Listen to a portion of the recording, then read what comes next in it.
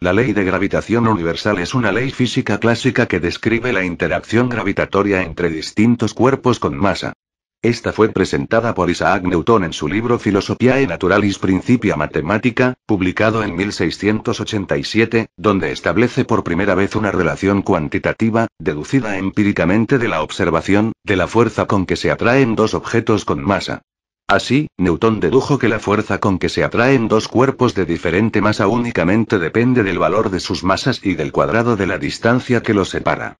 Para grandes distancias de separación entre cuerpos se observa que dicha fuerza actúa de manera muy aproximada, como si toda la masa de cada uno de los cuerpos estuviese concentrada únicamente en su centro de gravedad, es decir, es como si dichos objetos fuesen únicamente un punto, lo cual permite reducir enormemente la complejidad de las interacciones entre cuerpos complejos. Así, con todo esto resulta que la ley de la gravitación universal predice que la fuerza ejercida entre dos cuerpos de masas m1 y m2 separados una distancia r es proporcional al producto de sus masas e inversamente proporcional al cuadrado de la distancia, es decir, 1, F igual gm1 m2 r2. Donde F es el módulo de la fuerza ejercida entre ambos cuerpos, y su dirección se encuentra en el eje que une ambos cuerpos. G es la constante de la gravitación universal. Es decir, cuanto más masivos sean los cuerpos y más cercanos se encuentren, con mayor fuerza se atraerán. El valor de esta constante de gravitación universal no pudo ser establecido por Newton, que únicamente dedujo la forma de la interacción gravitatoria, pero no tenía suficientes datos como para establecer cuantitativamente su valor. Únicamente dedujo que su valor debería ser muy pequeño. Solo mucho tiempo después se desarrollaron las técnicas necesarias para calcular su valor, y aún hoy es una de las constantes universales conocidas con menor precisión.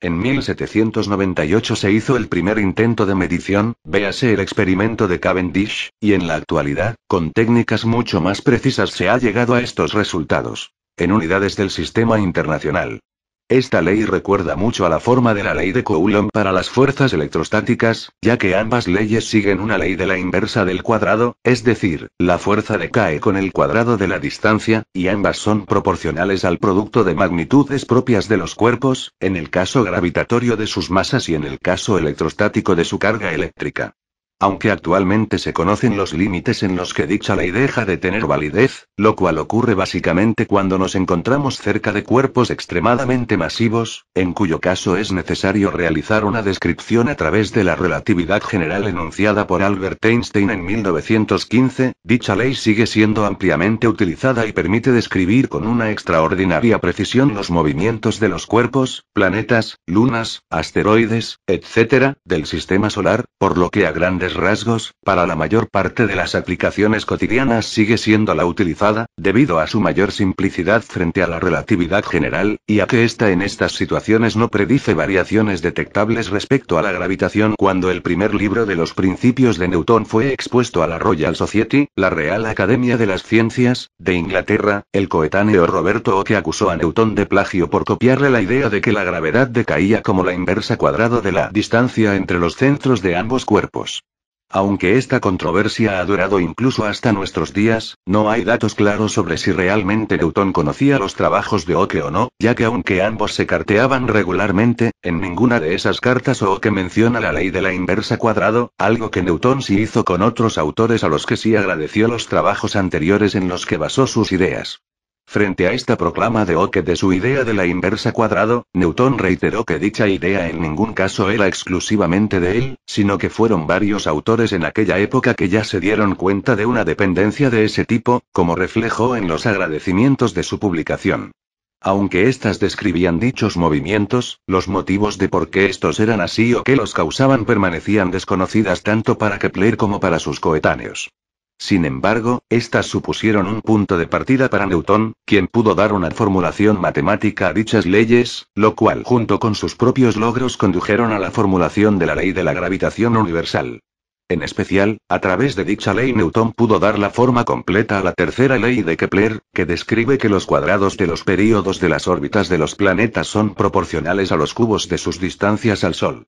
Es decir, que los planetas más alejados del Sol tardan más tiempo en dar una vuelta alrededor de este, su año es más largo. Considerando la segunda ley de Newton, que explica que la aceleración que sufre un cuerpo es proporcional a la fuerza ejercida sobre él, estando ambas relacionadas por una constante de proporcionalidad que es precisamente la masa de dicho objeto, F igual mg, e introduciéndolo en la ley de la gravitación universal, en su forma más simple, únicamente por simplicidad, se obtiene que la aceleración que sufre un cuerpo debido a la fuerza de la gravedad ejercida por otro de masa m es igual a g igual gmd2. Donde g es la aceleración sufrida. Es decir, dicha aceleración es independiente de la masa que presente nuestro objeto, únicamente depende de la masa del cuerpo que ejerce la fuerza y de su distancia. Por ello, si se tienen dos cuerpos de diferente masa, por ejemplo la Luna y un satélite artificial, que únicamente tenga una masa de unos pocos kilogramos, a la misma distancia de la Tierra, la aceleración que produce esta sobre ambos es exactamente la misma. Como esta aceleración tiene la misma dirección que la de la fuerza, es decir, en la dirección que une ambos cuerpos, esto produce que si sobre ambos cuerpos no se ejerce ninguna otra fuerza externa, estos se moverán describiendo órbitas entre sí, lo cual describe perfectamente el movimiento planetario, o del sistema Tierra-Luna, o de caída libre aproximándose un cuerpo hacia el otro, como ocurre con cualquier objeto que soltemos en el aire y que cae irremediablemente hacia el suelo, en la dirección del centro de la Tierra. Con esta ley se puede determinar la aceleración de la gravedad que produce un cuerpo cualquiera situado a una distancia dada. Por ejemplo, se deduce que la aceleración de la gravedad que nos encontramos en la superficie terrestre debido a la masa de la Tierra es de g9,81 contra barra, que es la aceleración sufrida por un objeto al caer.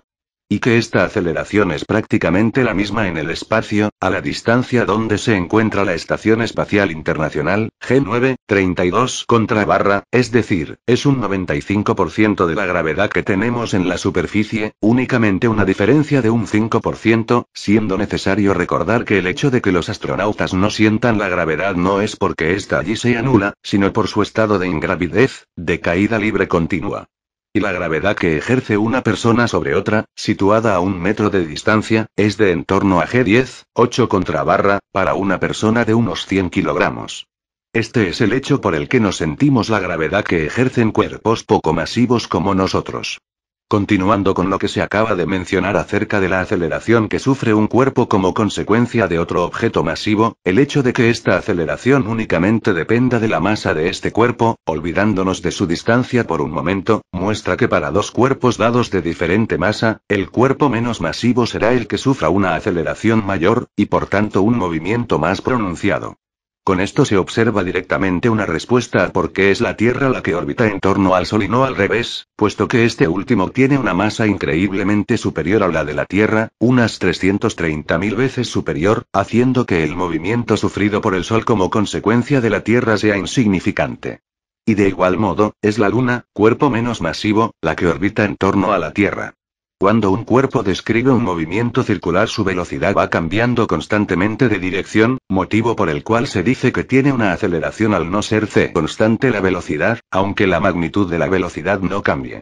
La aceleración que sufre el cuerpo se debe a una fuerza que actúa en forma constante, a lo largo de un radio, hacia el centro del círculo. Dicha fuerza recibe el nombre de fuerza centrípeta. Si esta fuerza deja de actuar, el cuerpo seguiría en línea recta, lo cual equivaldría a salir disparado en forma tangencial a la curva de su trayectoria, siguiendo un movimiento rectilíneo uniforme. Si se pone a girar una piedra atada a un cordel, este ejerce una fuerza centrípeta constante para jalar a la piedra acelerándola hacia el centro del círculo. La piedra ejerce sobre el cordel una fuerza centrífuga que la impulsa hacia afuera, originando una tensión en el cordel que aumentará a medida que sea mayor la velocidad con que gira la piedra. Para calcular el valor de la fuerza centrípeta se usa la ecuación Fc igual V2R. Donde Fc fuerza centrípeta, usualmente en n. M la masa del cuerpo que gira, usualmente en kilogramos. V velocidad lineal del cuerpo, usualmente en m/s. R radio de la circunferencia, usualmente en m. La fuerza centrífuga, es una fuerza ficticia percibida por un observador sobre la Tierra, es igual en módulo y de sentido opuesto a la aceleración centrípeta de la superficie de la Tierra, por lo que un observador situado sobre el ecuador terrestre percibirá una mayor fuerza centrípeta que en los polos. Esto se debe a que en un punto del ecuador se mueve más rápido que uno próximo a los polos. Por tanto, cuando la Tierra da una vuelta alrededor de su eje, el punto sobre el ecuador habrá recorrido aproximadamente 40,000 kilómetros, que es el valor de la longitud de la circunferencia en el ecuador, mientras que el punto próximo a uno de los polos recorrería aproximadamente 1000 kilómetros. Debido a ello, la velocidad lineal de un punto sobre el ecuador será mayor que la de un punto cerca de los polos y consecuentemente será mayor también su fuerza centrífuga. Como el efecto de la fuerza centrífuga es un distanciamiento respecto al eje de giro, la fuerza centrífuga percibida por un observador sobre la Tierra equivale a que éste vea que dichos cuerpos se alejan del eje de giro, reduciendo el efecto de la fuerza de gravedad de acuerdo con las medidas de dicho observador. Por esa razón, al medir el peso efectivo de un cuerpo, un observador situado cerca del ecuador medirá un menor peso que uno situado cerca de los polos, toda vez que la aceleración centrífuga medida es menor en los polos, además de encontrarse más cerca del centro de la Tierra debido al achatamiento de sus polos. Aparte de los problemas prácticos mencionados anteriormente, existían algunos problemas de carácter más filosófico que atañen a la propia teoría en sí. En concreto, uno de ellos era el concepto de acción a distancia que utiliza la teoría. Esto es, en todo momento se ha descrito que dos cuerpos alejados una determinada distancia, y por tanto, no se encuentran en contacto entre sí, se ejercen una fuerza, la fuerza de la gravedad. Sin embargo, sería necesario responder a las preguntas de cómo se ejerce dicha fuerza si ambos cuerpos no se tocan. Esto era una cuestión por resolver, no únicamente de la teoría de Newton, sino que también atañía al electromagnetismo, y que no se sabía cómo afrontar. Por ello, esto dio lugar al concepto físico de campo, que aunque no resolvía completamente el problema, sí facilitaba la utilización de estas fuerzas a distancia y su explicación, y que para la gravedad hizo que se comenzase a trabajar a través de la idea del campo gravitatorio como causante de dicha fuerza de la gravedad. Posteriormente, este problema quedaría resuelto en la relatividad general, ya que en esta se prescindió de describir la gravedad como una fuerza, pasando a entenderse esta como una consecuencia de que los cuerpos con masa curvan el espacio-tiempo, donde como analogía se podría imaginar el espacio-tiempo como una cama elástica, donde los cuerpos pesados hacen que ésta se deforme y por tanto los objetos que pasen por ahí se desvían de sus trayectorias originales. Otro gran problema que traía consigo esta teoría, y que sirve como uno de los postulados desde los que se desarrolla la relatividad general, es el conocido como principio de equivalencia. Este aboga por el hecho de que en la teoría de la gravitación universal se utiliza una cantidad propia de cada cuerpo que es la que origina la fuerza de la gravedad, su masa. Aunque aquí se ha relacionado directamente con la masa propia de cada cuerpo, esta realmente podría ser definida como una masa gravitacional, en contraposición con la masa utilizada en la segunda ley de Newton, que habla sobre la inercia de los cuerpos, igual m y que podría ser llamada masa inercial. En la práctica, no existe ninguna ley, principio o hecho que establezca que ambas masas son, en efecto, la misma masa, como se ha supuesto en toda la descripción realizada, únicamente se conoce que ambas son prácticamente iguales con una gran precisión. Este hecho que traería una gran importancia, puesto que de no ser las mismas, la aceleración que experimenta un cuerpo dejaría de ser independiente de su masa, por ejemplo, no ha podido ser resuelto de una manera efectiva, dando lugar al mencionado principio de equivalencia. Si bien la ley de la gravitación universal da una muy buena aproximación para describir el movimiento de un planeta alrededor del Sol, o de un satélite artificial relativamente cercano a la Tierra, durante el siglo XIX se observó algunos pequeños problemas que no se conseguían resolver, similares al de las órbitas de Urano, que sí pudo resolverse tras el descubrimiento de Neptuno.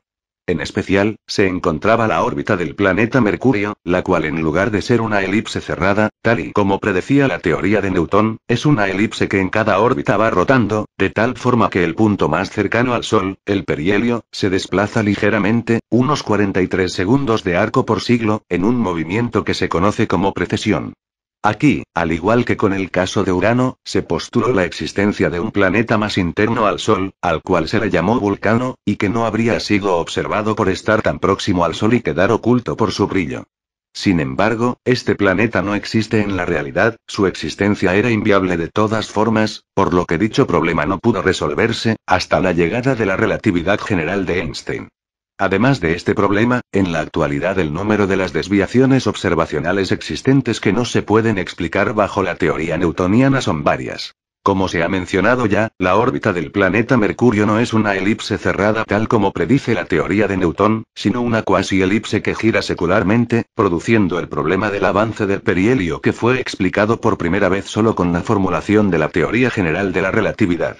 Esta discrepancia obedece precisamente al límite de validez que actualmente conocemos para la teoría de Newton. Esta únicamente es válida para cuerpos de poca masa o distancias grandes, lo cual se cumple para todos los planetas del sistema solar excepto para Mercurio, puesto que éste se encuentra muy cercano al Sol, un cuerpo lo suficientemente masivo para producir discrepancias observables, aunque recordando que dicha discrepancia es únicamente un efecto de 46 segundos de arco por siglo, el uso de la relatividad general sigue siendo necesario exclusivamente para cálculos de alta precisión. Aunque bajo la descripción de la gravedad de Newton esta únicamente se produce entre cuerpos con masa, se ha observado cómo la luz también se curva, se desvía, como consecuencia de la gravedad producida por un cuerpo masivo, por ejemplo el Sol. Este hecho, que aunque sí podía llegar a interpretarse únicamente usando la ley de la gravitación universal, esta no daba cuenta de la desviación correcta observada, resultó ser una de las primeras predicciones contrastadas que apoyaron la relatividad general.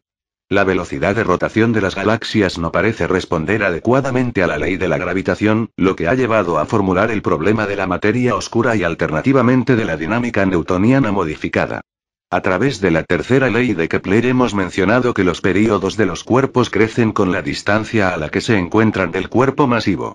Aplicando dicho principio a las estrellas de una galaxia, debería observarse algo similar para las estrellas más alejadas del centro de la galaxia, pero esto es algo que no se observa y que, manteniendo la ley de la gravitación universal, únicamente puede ser explicado si en dicha galaxia existe mucha más masa de la que se observa, la cual es precisamente la denominada materia oscura, puesto que sería materia que no vemos.